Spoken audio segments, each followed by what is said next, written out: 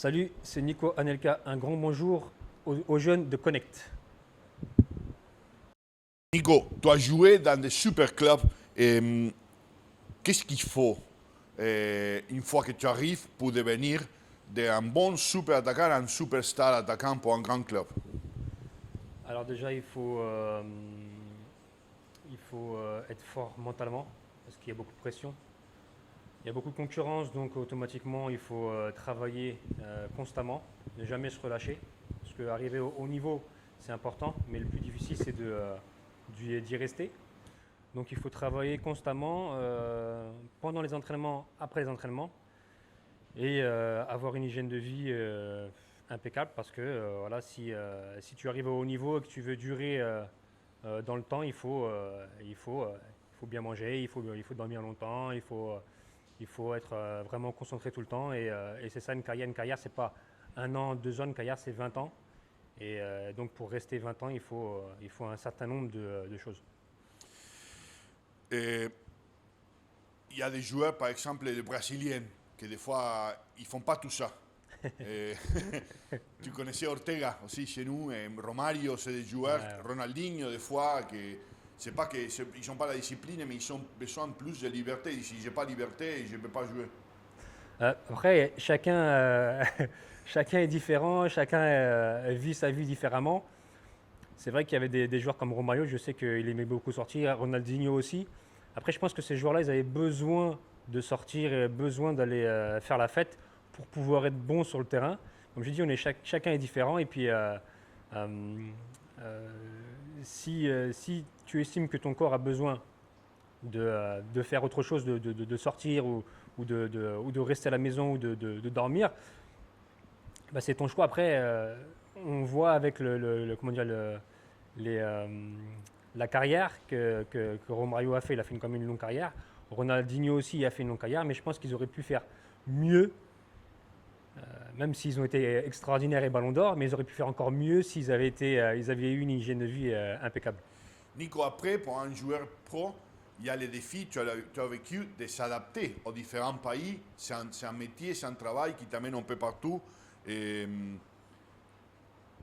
qu'est-ce que tu as trouvé le plus difficile et qu'est-ce qu'on doit faire? Parce que on est, dans ton cas, tu es français, et tu as ta famille, tes amis, mais tu vas partout. Comment il ne faut pas rester proche à qui ce que tu es, comme joueur, comme personne, et qu'est-ce qu'il faut adapter au pays que tu arrives, et au niveau football aussi. Bah, déjà, c'est la langue. La langue, c'est déjà une chose très importante puisque on arrive, si généralement on arrive dans un pays, dans un nouveau club, avec des nouveaux joueurs et qu'on n'arrive pas à communiquer. Donc déjà, c'est ça qu'il faut régler très très rapidement. Il faut apprendre la langue. Ensuite, il y a le jeu, il y a le pays en lui-même, il y a le club, il y a les nouveaux joueurs. Tout ça, c'est pas facile à s'adapter. Et c'est vrai que moi, par exemple, j'ai fait pas mal de clubs. À chaque fois que j'ai dû arriver dans un club, j'ai eu pas des difficultés, mais j'ai mis un temps d'adaptation parce que voilà, c'est généralement nouveaux coéquipiers, nouvelle façon de jouer, nouveau pays, nouveau coach aussi. Tout ça, quand on est à l'extérieur, on pense que c'est facile, mais quand on est à l'intérieur, quand on vit, c'est pas évident et des fois ça met du temps. Ça met du temps. Et tu as eu plusieurs entraîneurs. Quels conseils tu te rappelles ou te souviens que c'était le plus important peut-être dans ta carrière? C'était de qui, dans quel moment de ta carrière? Alors je vais dire Arsène Wenger quand je suis parti du PSG pour arriver à Arsenal. Non, il me disait qu'il fallait que je prenne mon temps parce que généralement quand on est jeune on est impatient, on veut jouer tout de suite. Et il faut prendre son temps parce que oui c'est vrai il y a la nouvelle culture, nouvelle langue, nouveaux joueurs. Les joueurs ne te connaissent pas, tu ne connais pas les joueurs.